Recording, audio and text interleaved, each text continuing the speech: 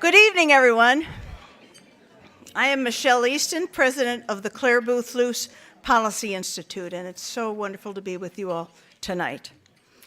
It's a privilege for me to introduce this evening's speaker, a true champion for conservative values, Congresswoman Michele Bachmann. We're honored to have Congresswoman Bachmann with us tonight. She's retiring from Congress at the end of her term in a few months. Ooh, I know. But we know she's not through fighting for conservative principles.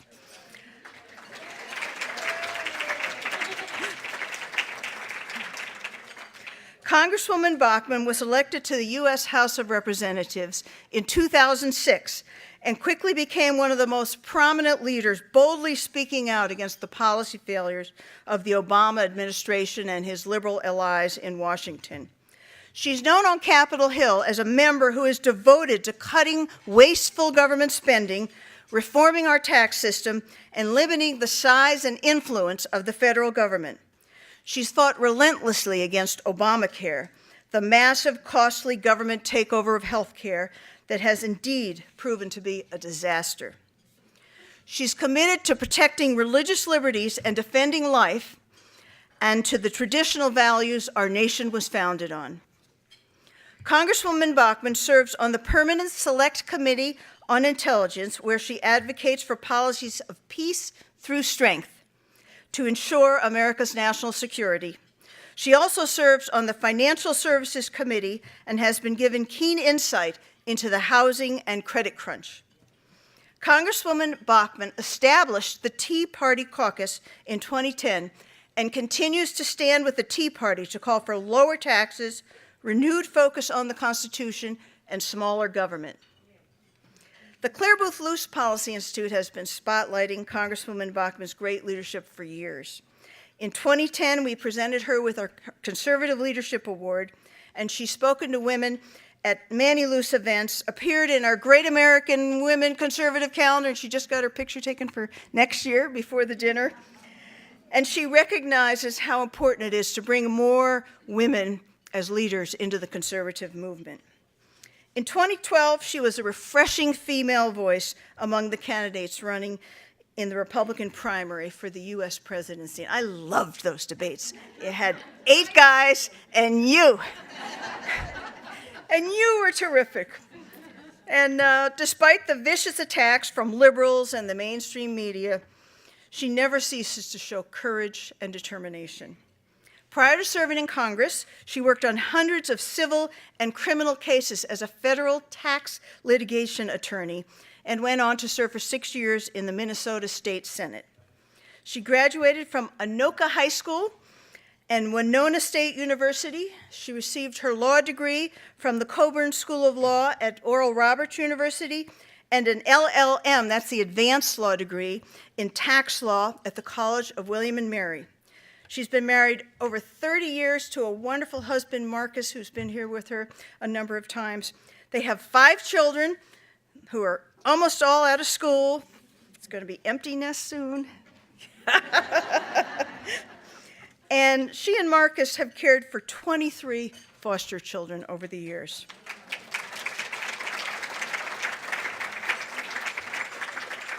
Please join me in welcoming Congresswoman Michele Bachmann.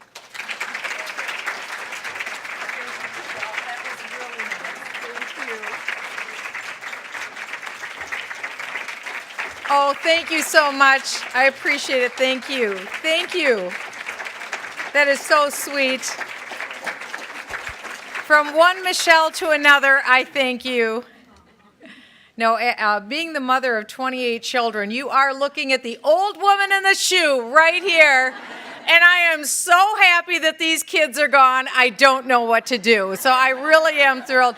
It's actually been a wonderful ride. We were so thrilled to have the foster children in our home. They were great kids, all females, all teenagers, usually something like about age 14, 15, or 16. We were the last stop. They weren't going to go home, and so our job was to make sure they graduated from high school. All 23 graduated from high school. Because that's a big issue with foster children. A lot of time they won't. And they taught us so much. They'd graduated from high school. They successfully launched in the world. We were extremely proud of them. And so we made our small contribution for mankind. We could do 23, and then we were done at that point, because then our oldest son turned 16. And our foster children taught us that as much as you think your children need you when they're a little baby, you can't imagine they could need you more. Our foster children taught us something very wise. It's that children need you even more when they get to be teenagers, because they need your mind. They need to know that you're paying attention, that you're watching. Not that you're just in the middle of all their business all the time, but that you're with them and that you're paying attention. And that's why I am so honored and pleased that all these beautiful young women are here tonight. It just makes me so excited to see all of you here, because this is where I like to invest, especially in your young world, because this is when you're in that decade of decision. It's between, that's what I call it, somewhere around age 16 to 26. That's when you make a lot of big life decisions. You make your decision about education, about a career choice, a lot of times about a husband, if you're going to get married or if you're going to start having a family. You make a lot of your choices, as well as what your philosophy on living is going to be. And that sets the course for your whole life. So in that decade of decision, you make your mark. You start the trajectory of your life, and it's like anything else. When you see the planets in the solar system and you see the stars as they move, they're on a trajectory. It's the same thing with your life. And if you have a philosophy of living that's going to be a positive philosophy of living, you are going to be able to soar and accomplish practically anything you want. You know, in my life, my parents were middle class. But my father and mother divorced when I was about 12 or 13. We literally lost everything overnight. We were below poverty overnight. And so we were never rich. We were just middle class, but all of a sudden we had nothing. Our house was sold. Everything was put out on the driveway. My mom's wedding gifts. I mean, it all went. So my mom had never worked outside the home before. She was an at-home homemaker. Great mom. But she had to work, and she sold gifts in a retail store and made just nothing. My mom made $4,800 a year. There were 4 kids. And so when I was 12 and 13, I was on my own financially, in that I had to buy all my own clothes. I had to buy my lunch at school if I was going to have lunch. I had to buy my jackets. I had to buy my glasses, or I saved up. Because I didn't want to wear glasses. I wore really thick glasses, and I was getting a little vain at that point, and I wanted contact lenses. This is a long time ago. And so I saved my babysitting money. It was 50 cents an hour, and I saved for 3 years, because contact lenses were extremely expensive. But I put the money aside. I bought these contact lenses. I think they were $300, if I remember. And anyway, I went out, and if any of you older people ever have hard contact lenses, do you remember that? It was like putting a sandburr in your eye. Remember that? It was just awful. And so anyway, I put them in my eye. I went out to take a bike ride, and when I was out taking a bike ride, the wind came and blew this contact out, and I'm on like a gravel road. And so I get off my bike, and I was in pain anyway from wearing these stupid things. And I got out, and I was looking for this contact lens, and I couldn't find it, and I couldn't find it, and I couldn't find it, and I started crying. That was 3 years of my life saving money for these contact lenses. And so I got on my bike. I'm blind. You know, I only have one eye I can see out of. And I ride my bike home, and I tell my mom, and I'm crying, and she puts me in the car, and she came out, and we both got down on our hands and knees, and we looked, and my mom prayed, you know, could help us find this thing. All of a sudden, the sun glint on this little contact lens. So we picked it up, took it home, washed the thing off, stuck it back in, cried some more. And anyway, got the thing back. But I will tell you, that's just one little incident of a little bit of a hard time. And we were poor for a very, very long time. And we had to work hard through all of those years. And I put myself through college. I put myself through law school. I put myself through my postdoctorate program. My husband had nothing. He did the same thing. And we started our little family. And he didn't make a lot of money for a lot of years. But all to say, it really is true. It's little by little, brick by brick. You don't end up where you start. What you do is you get on a path. You get on a trajectory. And when you start making one good decision, and then another good decision, and then another good decision, and it starts the second you wake up in the morning. You make a decision when you wake up in the morning. What's your attitude going to be that day? You make that decision. You gripe about something. You're narcissistic about something. As a matter of fact, my word for this age that we live in is selfie. I don't take selfies anymore with people. After President Obama took a selfie at the funeral of Nelson Mandela, does anybody remember that? I decided, you know what? Never again. That's about as bad as it gets because he is our selfie president. That's what I call him. He's our selfie president, and we live in a selfie age. But you don't have to. You don't have to reflect the age that you live in. You can set the standard for the age that you live in. Why do I say that? Because Clare Boothe Luce, in my mind, the life that she lived, she set a standard that was counter to the culture. Michele mentioned that I was up on that stage with the men in 2012 running for president. That was a unique thing to do, but think of Clare Boothe Luce and what a unique individual she was to run for Congress at the time that she ran for Congress, to put clothes on like any other man and go overseas to visit our troops and get on a plane. It wasn't like air travel today when she did that. It was a completely different world. What she was doing was raising the bar and setting a new standard for women that women had never seen before. And so that's why I was so honored when Michele asked me to come and talk to all of you, because my heart is with young women. I love young women. I love young people. I'm just with them. I'm in love with your generation. But I'm also in love with women like Clare Boothe Luce, who have a heart of love, who have a mind. She had an incredibly gifted mind, and she used it, and she raised the bar in such a magnificent way. And another individual who did the same thing, who lived a very unique life, is the man for whom this building is named, for the Reagan Center, and also for the Reagan Ranch that Andrew Coffin is a part of. What a fabulous, fabulous memorial and a living tribute to a man who also came out of extreme humble circumstances and was mocked for going to this place called Eureka College. But this is a guy who worked his way through Eureka College, and he showed everyone else. And I don't remember the exact line, but it was just hysterical. When he was being mocked for the college he went to, I went to Winona State. Who cares? I mean, nobody could care less about that school. But it isn't the school you go to, just like Reagan, because Reagan used to laugh back at his critics and say, imagine if I'd gone to Harvard. This is when he's president of the United States. Imagine if I'd gone to Harvard, what I could have become in life. Isn't that great? That is a man who knows how to conquer his opposition.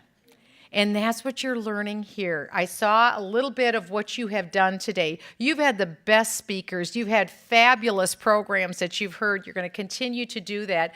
And I wanted to come here tonight because the message that I wanted to share with you was highlighting just a little bit about not only the times that we're in, but a little bit of a review of where we've been and where we're going. I don't despair with these times. These are tough days. There's a lot of bad things that are going on in the news, but we've got opportunities, and that's why I don't despair.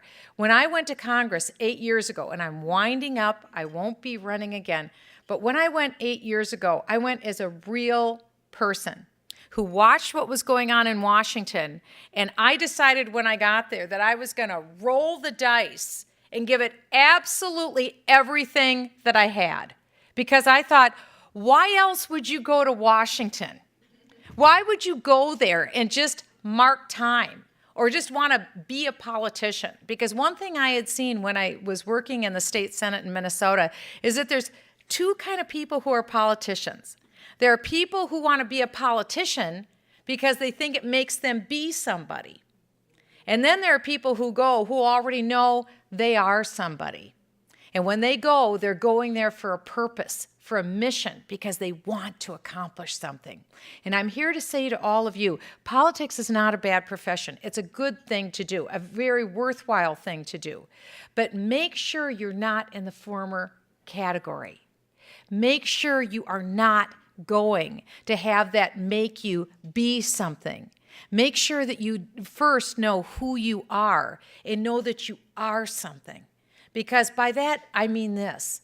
Each one of us is made in the image and likeness of a holy God. And that's enough. We might be born with a brain defect. We might be born with a physical defect. It doesn't matter. We are somebody because we were made by a creator in his image and his likeness. Why is that important? We enshrine that concept as the basis that sets the United States apart from every other nation in the world. If you look at what I consider one of our primary founding documents, the Declaration of Independence, it's very clear.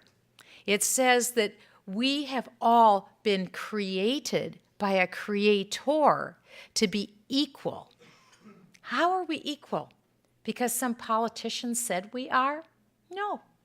Are we equal because government says we are? No. The Declaration of Independence says that we have been created, and we've been created equal. And because we were created equal, we were given something that government couldn't give us, that only God could give us.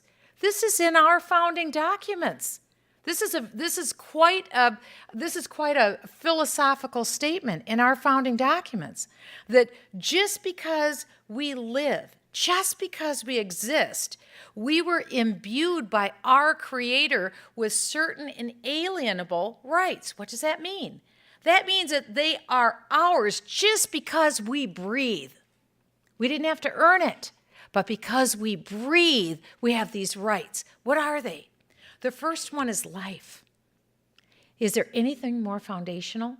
Is there anything higher than the right to life? You've got it. You've got it because you were born and you were created. The right to life. Number two, liberty. What everyone in the world longs for when they think of the United States. They look at us and they see freedom, liberty, and we've got it. And it's an inalienable right that all of mankind should have, but they don't. But here in the United States, we enshrine liberty as your inalienable right given to you by a holy God, not by a government, not by a politician. And third is the pursuit of happiness. Well, what does that mean? The pursuit of happiness. I get to do anything I want? Is that libertarian? Is that decadence? Do I get to do anything I want? No.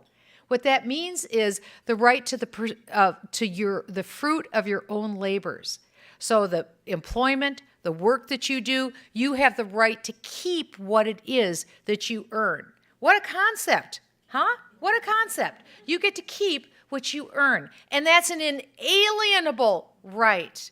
The Declaration goes on to say that the purpose for government, the whole reason we even have government, is to secure the inalienable rights.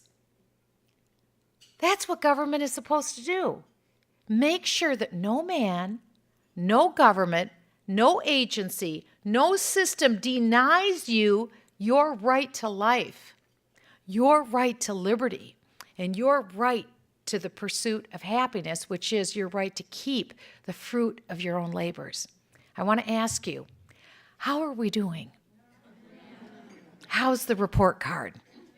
Do we have a cause worth fighting for? We absolutely do. And I think we can thank Barack Obama because no one has given us a better real-life 3D example of the need for limited government than Barack Obama's policies. So we have got before us a tremendous opportunity. Well, it has been an absolute privilege for me to serve for 8 years, and people always say to me, Michele, what are you going to do when you're done? Are you going to take a long vacation? And I just want you to know, I am. I'm going to take a long vacation. I am so tired, and I'm going to take a big vacation. I'm going to go to the most secluded spot that I possibly can, and so I've made my decision. I'm going to go to MSNBC primetime. I think it's a good idea.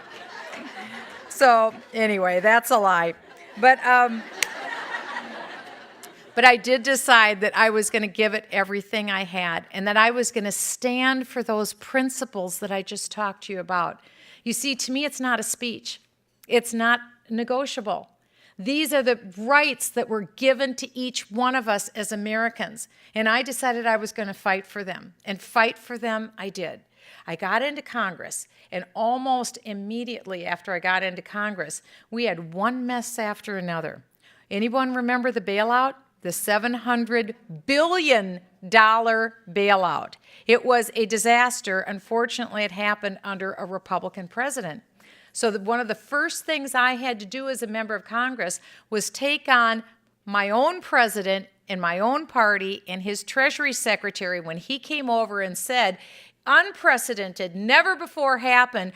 Yes, would you please sign a blank check for $700 billion with no oversight and no possibility of judicial review? And we'll be just fine. We'll take care of it. We're going to be giving it to all the big Wall Street guys. And it's, by the way, it's the guy who was the former president of Goldman Sachs who would be handing it out to these guys. And they came out and made the most pathetic case they possibly could. I asked them to justify why $700 billion. Where did you derive that number? They couldn't give me an answer. They had no idea. They pulled it out of a hat, and they thought they were lowballing it at that point. They wanted a blank check. We had other options, and I won't go into it, but I said no. I took on the party, and I took on the president, and I took on the Treasury Secretary, and we actually managed in a bipartisan way to get Republicans and Democrats together who opposed this bailout. And if you recall, we took down the first vote, and Nancy Pelosi just about died, because she was planning on the $700 billion bailout, and we brought it down. All the press were in the gallery, and the stock market threw a fit, and they went down 800 points. Of course, the next day they went back up again, but they just wanted to slap up Congress and say, we don't like this because we want you to give us a bailout. Well, that $700 billion bailout also gave the right for the automobile bailout. Do you remember that? That was $19 billion. That upended bankruptcy law, 150 years of bankruptcy law. When it came to Chrysler, there was something called secured creditors. These are people who take a lower interest rate to have the right to get paid off first for whatever money comes in if you have a bankruptcy. Well, they upended it, and they took away the money and the rights from the secured creditors, the people who'd invested in Chrysler, and instead the money went to all of the unions to bail out the union pensions plans that put Chrysler in the tank and made them uncompetitive to begin with. $19 billion. Not only that, but the federal government had created this thing called the Automobile Task Force. And the Automobile Task Force issued 3,400 pink slips to automobile dealerships around the United States. Any of you still have empty automobile galleries in your district? We do. We have them all across my district. It's the saddest thing in the world. And I thought to myself, are we in the United States? Here you have private ownership of a business. And the federal government says, you're out of business in 30 days.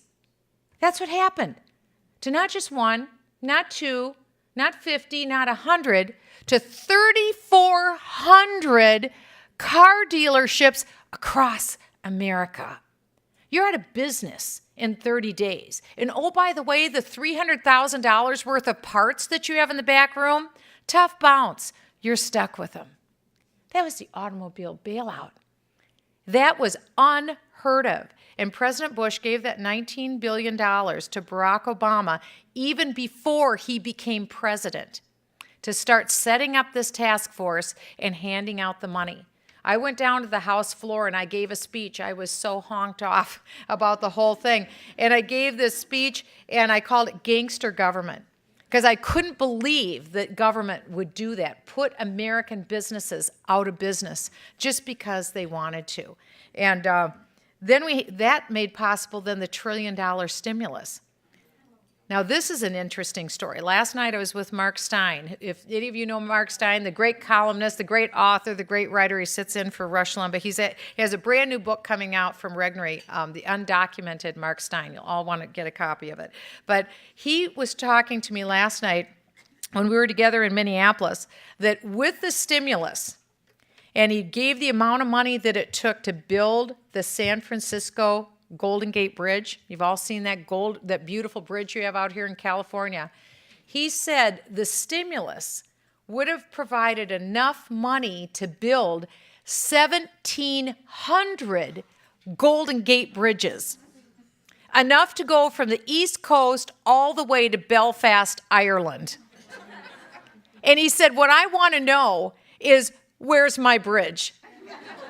Because name one thing that we got out of $1 trillion that, by the way, you have to pay back. It was all borrowed money. There wasn't any money in the bank, all borrowed. And to think this is what we have, nothing but debt to show for it. 4 years into my term, I went on to the House Intelligence Committee. We deal with the classified secrets of the nation, and we also deal with terrorism. And this is where I've been focusing my serious time and attention for the last 4 years. And unlike President Obama, who said he was completely unfamiliar and clueless about the Islamic State just a few weeks ago, we knew about the rise of the Islamic State for the last few years. Maybe the president would have known a little bit more about it had he attended more intelligence briefings. There was a story that came out a few weeks ago that suggested that the president has missed 60% of his daily intelligence briefings. Now, there could be nothing more important on the planet for any president than to sit through your daily intelligence briefing. I've been spending most of this year sitting in Intelligence Committee, reading, talking to people, studying, trying to understand and know what's going on, and then going around the world speaking with world leaders. I just got back yesterday afternoon from Greece. I went on Monday because there's been a big problem. Turkey has been a real issue for us in dealing with the Islamic State, and they've been very aggressive. Greece is a major United States ally, and Turkey has been overflying aggressively into Greece to distract Greece, while Turkey is trying to, in my opinion, keep the Islamic State able to do what they want to do. And as we've all watched with horror what's happened to the Islamic State, even now this week and in the last month, the Islamic State has been attacking a community right on the Syrian-Turkish border called Kobani. You may have heard about in the news recently. Now, just to give you a little bit of perspective with Kobani, we've seen all these people that have been fleeing. Over 1 million refugees have fled into Jordan from Iraq and Syria. I went and visited with refugees when I was there. Well over 1 million have fled into Turkey. Well over 1 million have fled into Lebanon. They're fleeing all over to get away from these brutal savages, the Islamic State. Now, just since mid-September, over 200,000 have fled out of Kobani. To give perspective, here in Santa Barbara, the population is about 91,000 people. So more than 2 Santa Barbaras have fled Kobani. Well, you can see why they would. They've been watching what's been going on. They know how brutal these people are, that they behead you if they catch you. This is not, they're completely serious about what they're doing. They rape women, they rape children. In August, they literally buried women and children alive. We all watched as they chased the Yazidis up Mount Sinjar. Tonight, as we're enjoying this beautiful meal, and I don't mean to be a downer, but this is reality. Tonight, as we're here, there are still people on Mount Sinjar. They don't have blankets. It's cold up there. They don't have what they need. And I got an email from a missionary last week saying, Michele, has the world forgotten about these people on Mount Sinjar? You see, all across the world, we're seeing a breakout like we have never seen before. For years, the world was ruled by something called Pax Britannica, where Britain was the economic powerhouse of the world. And because they were the economic powerhouse, Britain was also the military powerhouse of the world. And so they essentially maintained global order. That changed in the mid-1940s. That's when we had an era known as Pax Americana, when the United States became the economic powerhouse of the world. And when we became economically vibrant and the leader in the world, then so too we became the military powerhouse of the world. And the world, in my opinion, has been very well served by having the United States deal with ordered society on a global scale. We haven't been perfect. No nation has. But now we're coming to a very different time because economists tell us that this year, China could outpace the United States and become the #1 economic powerhouse of the world. I'm here to tell you, as a member of Congress, China isn't sitting back. I was in China in August. We went to go visit South Korea. We went to visit China. And what we saw was disheartening because we saw America decline and we saw China rising. Ports like you have never seen before. When I was in Greece, I saw another port in Greece, in Athens. They have given a 35-year concession to the Chinese to run their port. So the Chinese are essentially now covering shipping globally around the world. And when containers leave China, they have maybe 18,000 containers on a ship, all full, coming to the United States and other ports, essentially going back to China empty. Because we're buying, we're not manufacturing, and we're not selling. And the table's changing. Things don't stay the same. Things are dynamic. They move. That's why I say to you that economics matter.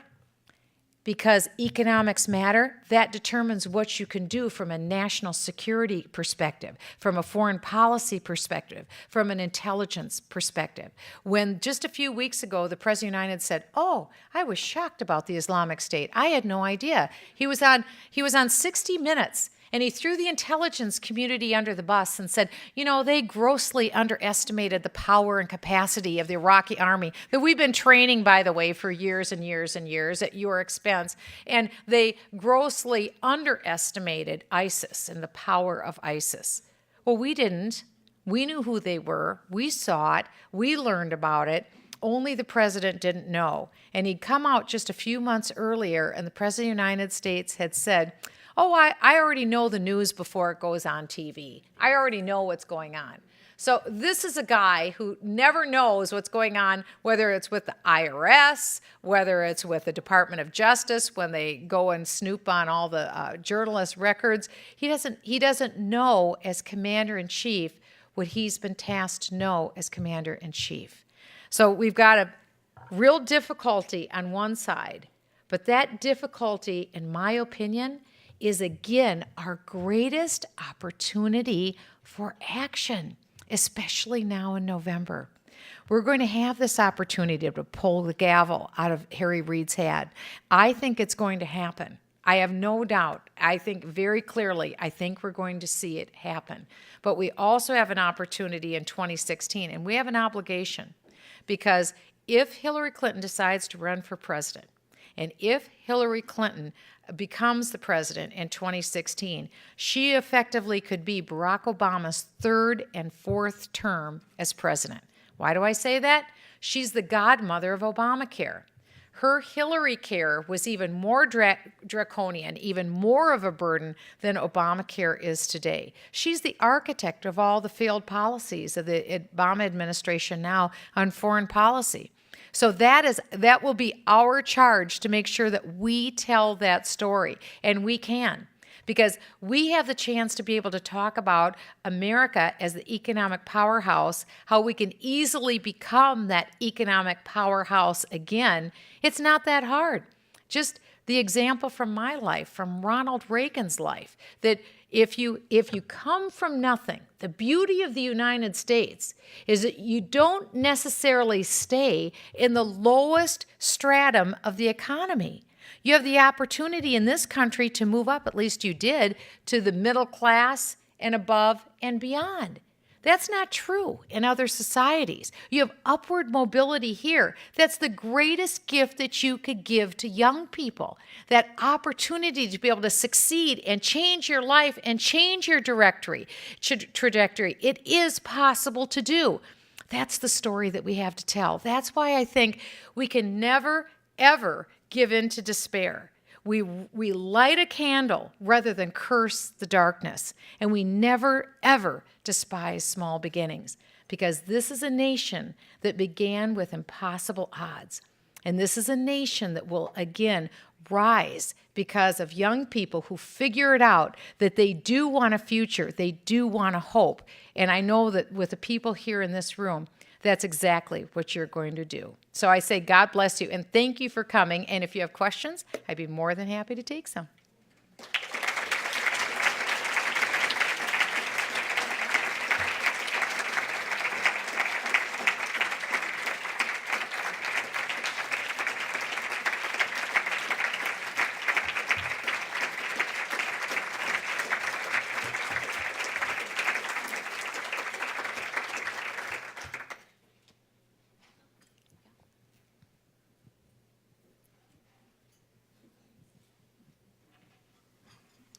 Hi, Mrs. Bachmann. Thank Hi. you so much for coming and sharing. you. My question was, What's your name? I'm Diana Aguilar, And where are you from? Lompoc, California. It's Okay, just- good. Now that's what we're going to do, our name and where we're from. I was wondering what are some steps that we could take as me, just a high school senior, in helping with the elections, helping change where it's going right now. Thank you for asking that question, because now is when you need to go and call any politician in your local area, and even if you don't think you have a chance with anybody in your local area, you can make phone calls locally for somebody, but you can also make them for somebody in a different jurisdiction.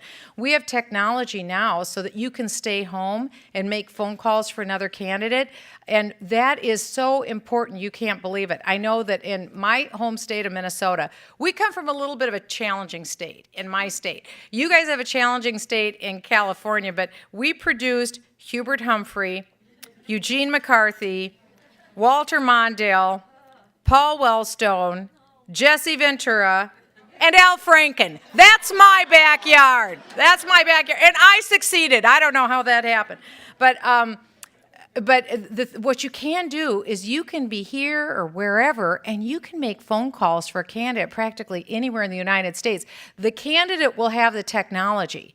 And so if contact that campaign either through a phone call or through the email and phone for them. It's enormously helpful if you get on the phone. In Minnesota, they had a campaign because it's like they only think there's women voters out there today. Everything's about women, women, women. And so to have a wonderful young woman's voice on a phone is incredibly powerful. So on the Democrat side, they're paying women a lot of money to get on the phone. So if you're out there volunteering, you can multiply for a lot of these candidates. And honestly, you can't believe how close a lot of these races are. And the phone calls can really make a difference. If you're in an area where you can go door knock and drop literature, that's great. If you're in an area where you can go and hand out literature in front of a grocery store or wherever people gather, do that. Get a T-shirt that has something, kind of lighthearted or fun on it, and wear that T-shirt and stand in front of a grocery store. This is really a year of apathy, which Can anybody explain that? I don't get it. I mean, I would think if there was ever a year not to be apathetic, it's this year.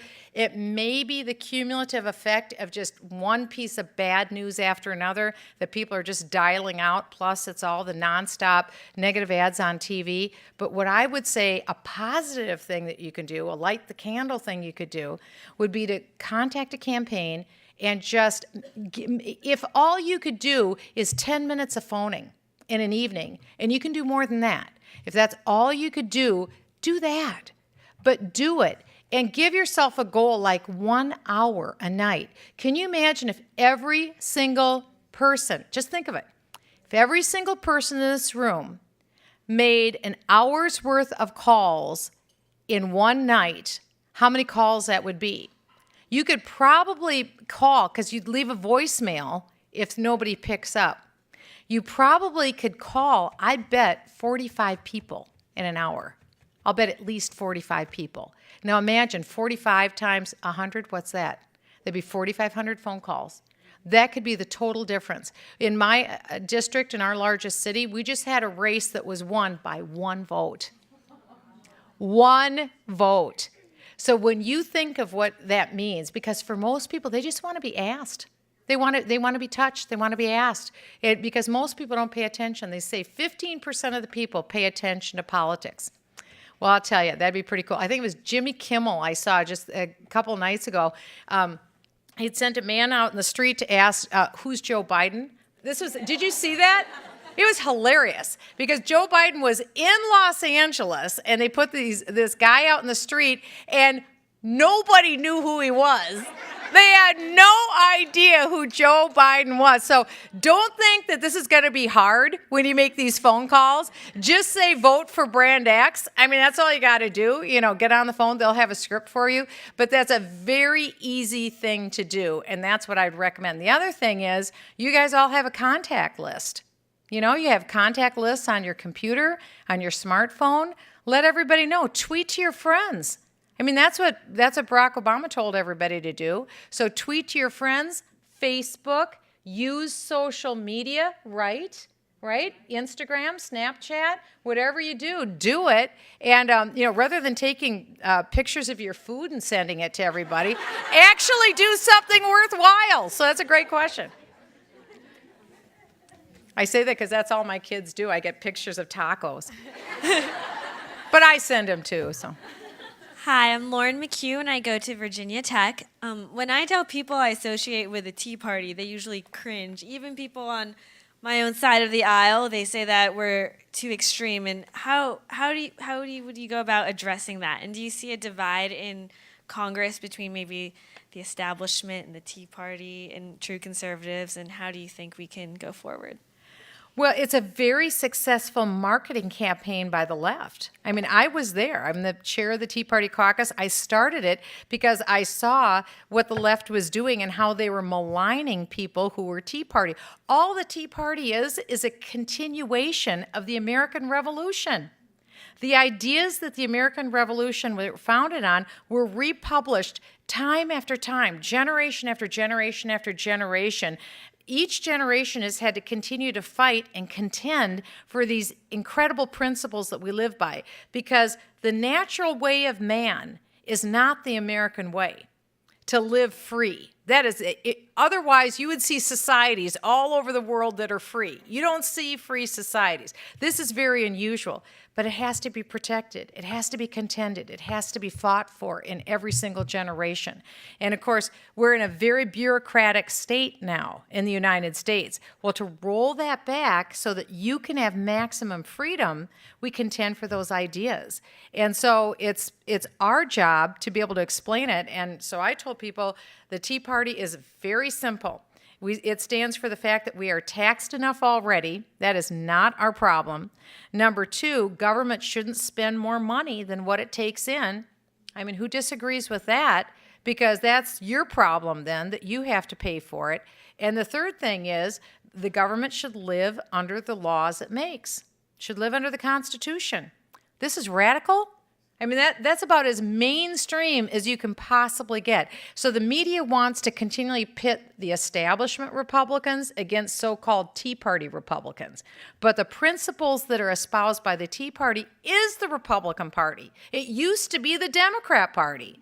That's what the extreme is, how the Democrat Party, they don't believe we're taxed enough already. Really? We're the highest tax country in the world.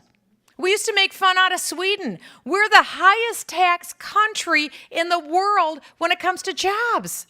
I mean, I get exercised about this because I'm a tax lawyer. This really fries me because we start our own business, and I'm a tax lawyer, and here we are, 35% tax rate. Europe is 25. If you look at, I think Ireland is 11 to 15. That's about where Canada is. So this whole idea of Burger King trying to buy Tim Horton in Canada so they can move their headquarters so that they can pay a different tax, well, what would you do?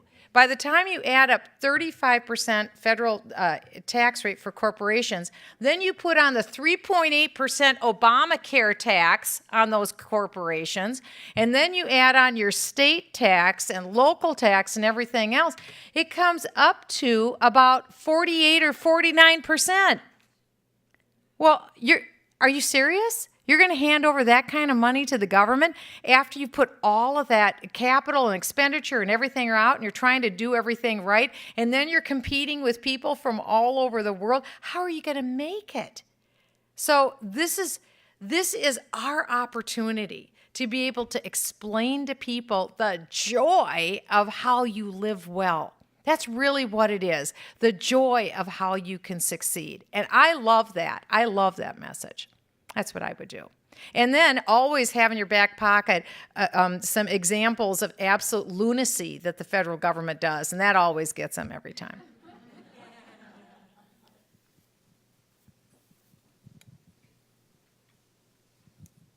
Everyone is so polite, so quiet. Hi, I'm Rachel Tripp. I attend the University of Massachusetts Amherst. It seems like border control is becoming an increasingly significant issue with... You think so? Yeah. with especially with the Ebola. rise... Yes, well, I was going to say the rise of Yeah. ISIS and the increasing public health threat that Ebola is causing. Yeah. How do you see that going in terms of border security? It's terrible. I was in Texas. I thought I knew a lot about this issue. I paid a lot of attention. I've fought a lot about it, spoken a lot, written a lot about it. I think that we are really, this is the first duty of the federal government, to keep the American people safe. And our government is failing us dramatically. Just a couple facts about immigration.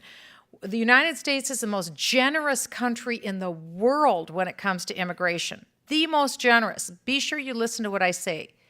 We allow in, through legal immigration, over 1 million people a year. We're in a country of, I think the last number I heard was about 311 million people. And we allow in over 1 million legally a year. Just to give you perspective, if you look at every single country in the world except the United States, and you add up how much they allow in for immigration every year, if you add every country up in the world, we allow in more people in 1 year through immigration than every other country in the world. And we're not the most populous country. Look at billions of people that live in China. And we're the most generous. So our problem is not that we're not bringing enough immigrants in. We are over 1 million. That's legal. Every year, it's somewhere between 1 and 2 million illegal aliens come into the United States. So think of that. We are dramatically changing the United States, and that's not at our election. There's no vetting. There's no interview. There's nothing. These people are coming into the United States, and it's coming at quite a cost. If you look at Robert Rector from the Heritage Foundation, he's done the most recent study. And what he says is that when illegal immigrants come into the United States, if they don't have a college degree, and most of them don't, when they come into the United States, they cost the taxpayers $30,000 a year. They pay in maybe like 10, but they're a net loss to the U.S. economy of $20,000 a year per illegal alien that comes into the United States. And over the and the average illegal alien is a male, and they're age 34. So when they come in, they aren't necessarily increasing in their education level. And over the course of their lifetime, they don't tend to be able to pay for the services that they consume. So the other thing that we've seen is that there's been a real diminution in wages and benefit packages because of the high number of immigrants that we have in the United States. It's changing us. But I will tell you, when I went down to the border, I went from the mouth of the Rio Grande at Boca Chica all the way to Laredo in a truck. And I only spoke to Hispanics. And I will tell you, Hispanics are more upset than anyone about illegal immigration on the border because it's changing life for them. It's changing life for their jobs. It's changing life for their wages. It's changing life for their benefit packages, for the homes that they've worked so hard for. And they came into the United States legally. And I will tell you, when you come to our southern border, this is a real issue because I was floored. I actually thought Border Patrol stops people from coming into the United States. And it isn't their fault, it's the politicians' fault. They don't stop one foreign national from coming into the United States. All foreign nationals come in, they don't all necessarily get to stay. The Border Patrol is a people processing pipeline. I could give you horror stories about this. One Border Patrol agent told me that all of the unaccompanied minors that have been coming in from Honduras, Guatemala, El Salvador, when they come in, they all have a phone number. There's somebody that they're going to go to. And so they call up that person. If that person can't come and get them, and almost none of them do because, they're thinking they might get arrested, what Border Patrol does, they take one Border Patrol agent and an ICE agent, and they buy a plane ticket for the unaccompanied minor and the two agents, and then they fly the unaccompanied minor wherever it is that they want to go and drop them off. They stay overnight in a hotel, and then they fly back the next day. This takes 2 days out of a Border Patrol agent and an ICE agent. So they're not down on the border anymore. Now what they're doing is product fulfillment. Because do you know what this is really all about? This is about the international criminal cartel known as MS-13. This is a violent terrorist gang in Mexico, MS-13. There are 50,000 members worldwide. 20% of their members now live in the United States. They've established beachheads all across the United States. So what our government is doing is product fulfillment for the international criminal cartel. They charge these illegals $8,000 a head or somewhere in that neighborhood to get to the Rio Grande. And then they have a coyote get them over. So the international criminal cartel gets $8,000 a person. I was told by Health and Human Services at a shelter, and I hate to tell you this, but that 80% of those kids are raped on their way over, and often multiple times. Both boys and girls. There's no distinction. And 80% of those kids coming over are males. Now think of that. You have these kids coming in. They've been damaged. They come into our system, and then we need to deal with that once they get here. Why are we helping an international criminal cartel that's also bringing in drugs at the same time? I stood on the Rio Grande, I think the town was called Ramos, and I looked over and I thought to myself, I'll bet you that's MS-13. It was cars that were circling, and it didn't make any sense. They were circling by the Rio Grande, and a Jeep Cherokee came up and opened the back end, and out came a 12-man life raft. And they put a very large pregnant woman in that life raft with 2 men. It didn't take 10 minutes to cross the Rio Grande. They got out, the woman said, I want asylum.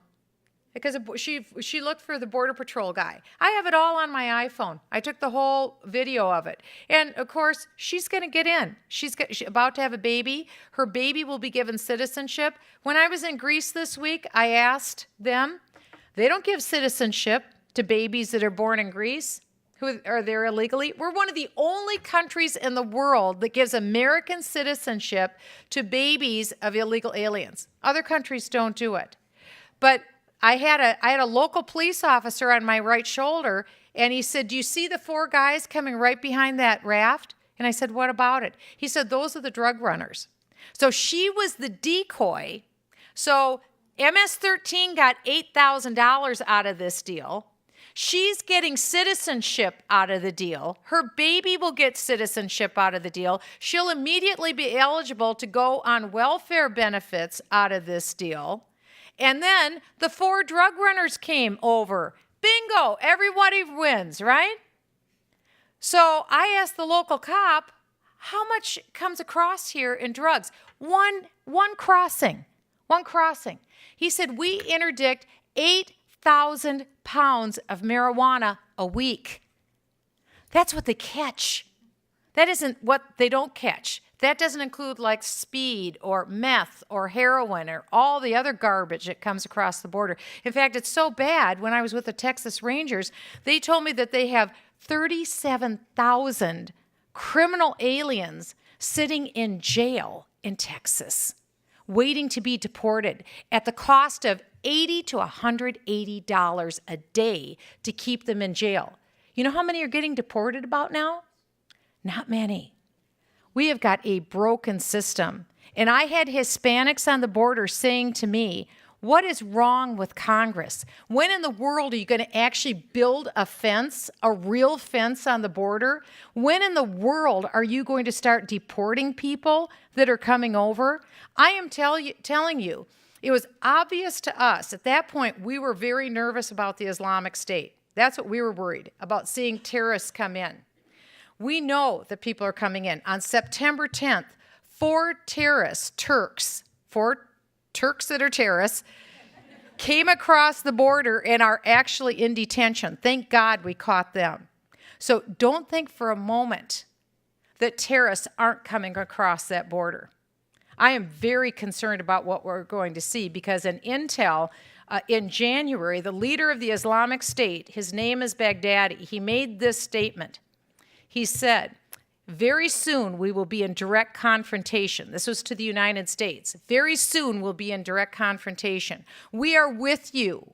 We're watching you. We're with you. He just made another statement. I think I've got it on my iPhone about, and I'll just paraphrase it. He made another statement, again, saying that we're about to bring violence into the United States. And that's what he did in Iraq. Do you know that we had the leader of the Islamic State in U.S. custody? Did you know we had him and we released him? It's because we've got this weird cat view of dealing with terrorism. Our government right now doesn't see that it's war. They see that it's a law enforcement effort. And so they want to let everybody out of prison. That's why President Obama let the 5 worst top Taliban leaders out of Guantanamo Bay. We had them in prison. Now they're out on the streets. Where? In Qatar. Qatar, the leading state sponsor of terror. Qatar. And we released the 5 top Taliban, the worst leaders, the people that we were fighting in Afghanistan. We just let them back out on the street in Qatar. Now, does this make any sense? They know that our border is open. They know it. And so what Baghdadi did in Iraq is start a number of bombings, suicide bombings and vehicle bombings. And he started the terror. That and then some beheadings. When he did that, he so terrorized Iraq that it took only a few thousand Islamic State Army members to take Mosul. Mosul is ancient Nineveh. Remember the prophet Jonah went to go and preach to Nineveh? Mosul is a town of about 1.5 million people. A couple thousand people took that town. Think of that. 1.5 million people. They were abandoned, and and a couple thousand people took them. Imagine if one day in the United States we woke up and there would be, let's say, 200 vehicle IEDs that happen. Where, like, let's say maybe 200 cars blew up in one day. It'd be possible for them to do that. Very, very possible. Maybe one in Santa Barbara, maybe one up in Eureka, maybe one in Seattle, maybe one in St. Louis. Have them all over the United States. What do you think would happen? How frightened do you think people in the United States would be? These are the kind of things that we could be looking at very shortly. And for us not to secure our border, when you have Ebola, when the numbers with Ebola are so shocking that quite literally about every 3 weeks, the number of cases are doubling. It's a geometric proportion. These are really serious times that we live in. And we have a president of the United States who's saying, oh, Ebola, the border, it's not going to come in. Don't worry about it. What has he said so far that we could count on? What so far has come true that he said? Remember, if you like your health care plan, you can keep it. I don't think so. You're going to save $2,500 a year on your health care plan? I don't think so. None of it's worked out. Now we're talking about life and death. With Islamic State, we're talking life and death. With Ebola, we're talking life and death. We have people's attention. And so I think at this point what we have to do is demand action. Demand action from the person you're going to go and help work on to get them elected. Demand action from your elected official. We had 23 that put a letter to the president to say, close the border. I introduced legislation on terrorists from coming into the United States. I come from a state where we have the greatest nexus to terrorism in the United States, Minnesota. Who would think it? We have the only convicted terrorist from 9/11 out of Minnesota. His name is Zacharias Moussaoui. He wanted to know how to fly a plane. He didn't care if he knew how to land it, and so his instructors thought this is a little weird. I guess so. He was a terrorist from 9/11. We also have 50 who've left Minnesota, 50 Minnesotans who went to join al-Shabaab as suicide bombers. Then we had 4 different separate terrorist financing cases out of Minnesota. The Islamic State, we've had over 20 Minnesotans join the Islamic State in fighting for them, including 3 young 19-year-old women out of St. Paul, Minnesota. The very first 2 Americans killed fighting for the Islamic State were Minnesotans. We've got a nexus. We have the largest Somali population outside of Somalia in Minnesota. It's a very different time. So because of this, I asked the FBI in a classified setting early this summer, late spring, could you tell me, are there any Minnesotans that are fighting for the Islamic State? And they said, yes, there are 2. It was classified information at the time. And I asked them, well, if they don't blow themselves up and if they don't get killed, would they be allowed to come back to the United States? And the FBI said, yes, they would. I said, are you kidding me? They're terrorists. They've taken up arms against us. And he said, yes, they're Americans and they have a passport. And I said, but they've taken up arms against us. The relevant code section is 349A. As I read it, I don't think they can come back in. That's not how the FBI reads it. That's not how Department of Homeland Security reads it. So I introduced a bill that would add another subsection that would say if you're affiliated with or a member of a foreign terrorist organization, you get your passport pulled and you start the process of losing your American citizenship. You don't get back in the United States. But when I was in Greece this week, I asked the FBI again and Homeland Security again in Greece, our people, the same exact question. They have a lot of illegal immigration into Greece. Once you touch Greece, you go anywhere in Europe, and then you can go to the United States from there. So you have foreign fighters illegally going into these countries, and then they transit to the United States. But if you are an American citizen, and if you have your passport, and you've joined the Islamic State, and you fought for them, and our government knows you've done it, you still get to come into the United States. You get to go back to your life. Now, think about that. Think about that for a moment. That's why this is no time for us to sit around and do nothing. This is the time when we've got to act, when we've got to get out and help with these elections, whether it's making the phone calls, door knocking, doing whatever you got to do. All I'm saying is this: don't despair, do something. You have a month to find a candidate, not even quite a month to find a candidate to do something for. And so I'm just saying that for everyone in this room, now is the time to act. Yes. Isn't this all happy, cheery news on a Friday night? I'm Catherine. But I don't despair. I don't despair. I'm hoping you have the same response to my question, and it'll be something uplifting. Oh, really? Like everything has been. Well, something maybe hopeful. I go to Sewanee in Tennessee, but I live in Clifton, Virginia, so near D.C. So something that I've noticed recently in debating with students that I go to school with, and I was blessed to grow up in a family that was politically divided, so I hear a lot from my father, is that it used to be, you would enter in a debate about immigration or about gun rights, and you could go back and say, oh, but okay, let's go back to the Constitution. Let's look at the Constitution. And increasingly what I'm hearing is, well, why are you looking at the Constitution? That's outdated. We just need a new Constitution. And so it's almost like debating in two entirely different fields. How would you respond to that, and do you see that playing a role in kind of the upcoming elections and upcoming debates? It's making a major play now for hearts and minds of young people.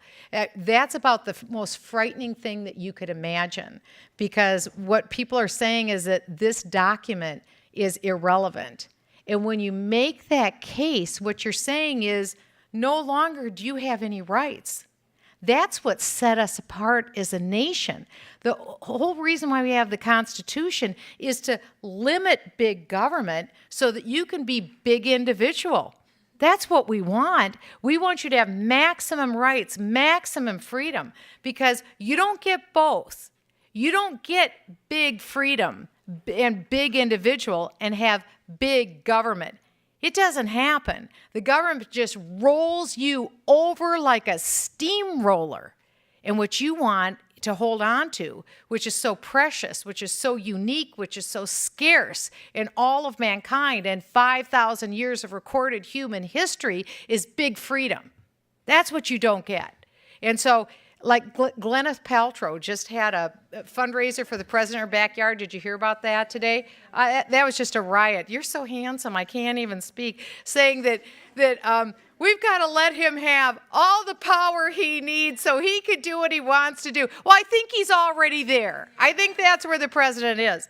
But people don't recognize it's just simple ignorance, to be honest with you. They don't recognize that the Constitution is the greatest gift to big freedom anyone could have had, because it's the only document that we have that limits government. Thomas Jefferson said we have to tie down with chains government by the Constitution. The Constitution is what ties government down. Otherwise, it rips everything out of you that you have. You lose your choices. You lose your liberty. You lose the fruits of your labor. To what? To this insane money-eating machine known as bureaucracy. And that's what's happened. When I came into Congress, I think we were $8.3 trillion in debt. And we were scared to death. How are we ever going to pay that back? You know what we are today? We are 18 trillion. It took us like 230 plus years to get to 8.3 trillion in debt. And it's now in 8 years' time, we've added 10 more to that amount. I mean, these are staggering numbers. Never in history has any nation ever owed this much money. It's never happened. And that's just to get us to zero. Just to get us to zero. And I think the thing that probably, to me, this is a moral issue. It's a moral issue, what government is doing to you. Because, hey, I'm going to be 59 years old. I've had a chance at life. You're starting, but you're the one who's stuck with that bill. It's immoral. Because when you think of it, this magnificent country, Every generation built up, lived frugally because what they wanted more than anything is to make sure that the next generation lived better than they did. And guess what? They did. Every generation has lived better than the generation before. But experts, liberal experts today have to admit your generation, not your kids, your generation is going to live a poorer, meaner life than I did.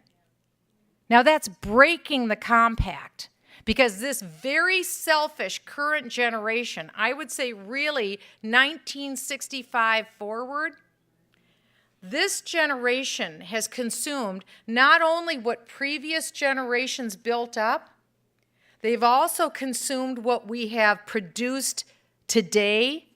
So we've produced we've already consumed the savings. We've consumed what it is that we're creating now. But what is most immoral of all is that we have already spent, not just laid claim to, we have spent everything and more that you will ever earn in your life. Think of that. Generations unborn. It's already been spent. The wad's been blown. That's immoral. That's immoral. Who would do that to their own child? You see, we've got a case to make because I'm for you. I love you, and I love your generation. I would never do that to you, ever, because I know what it is to be poor. I don't like being poor, and I don't want you to be poor. I want your generation to have every possible option you can ever have, because this is the greatest gift mankind has ever had. Why do you think a mother would risk putting her 5-year-old son on an inner tube with herself and go 90 miles in shark-infested waters from Cuba to Florida to give that kid a chance? That kid's name was Elian Gonzalez. And his mom did that to get him here. The mom perished along the way, but Elian made it to the United States because this was the dream. That's it. We're the dream. Do we want to be product fulfillment for the dream or for a criminal cartel? I choose the dream because I choose you. That's what I choose. That's our case. That's what we make. That's what Clare Boothe Luce spent her life doing. That's what Ronald Reagan spent his life doing, choosing you. That's what we choose. We choose this country, these concepts, these principles, because we love you. If we don't have this beacon, to where do the people of this world repair for freedom? Where do you go? The Islamic State? It's not working so great for the people in Kobani. Not tonight. Not tonight. 200,000 have left. 500 are dead. There are 500 to 700 sick elderly people tonight in Kobani who will be massacred if the Islamic State comes in. There's another 10 to 12,000 that are just outside of town. They're trapped. They're trapped. You see, that's what happens when evil triumphs. This is what happens when greatness triumphs. We're standing in a place in this Reagan Center where greatness triumphed. You see, it's not too late. It's not too late. Don't ever think it's too late. What we have is worth contending for. Nobody is going to do it but girls like you. That's what you're here for. Take everything you've heard in this conference today, everything yet that you will hear. Let it change you. Would you let it change your life? Would you allow these concepts and these brilliant principles that have stood the test of time to change your trajectory so that when you wake up in the morning, you make the right decision for that day? And throughout the day, you make the next right decision and the next right decision. And little by little, brick by brick, you too build the fabric of the tapestry of the greatest nation ever known to mankind. We will preserve it. I know we will, because you're the salt and the light. You're the ones that are going to keep it going. It takes so few. That's why never despise small beginnings. Never. It takes so few to keep it going. And that's why I don't leave here with despair, with utter confidence and fearlessness for the future that we will hold on to this greatness. So God bless you all, and thank you for allowing me to be with you tonight.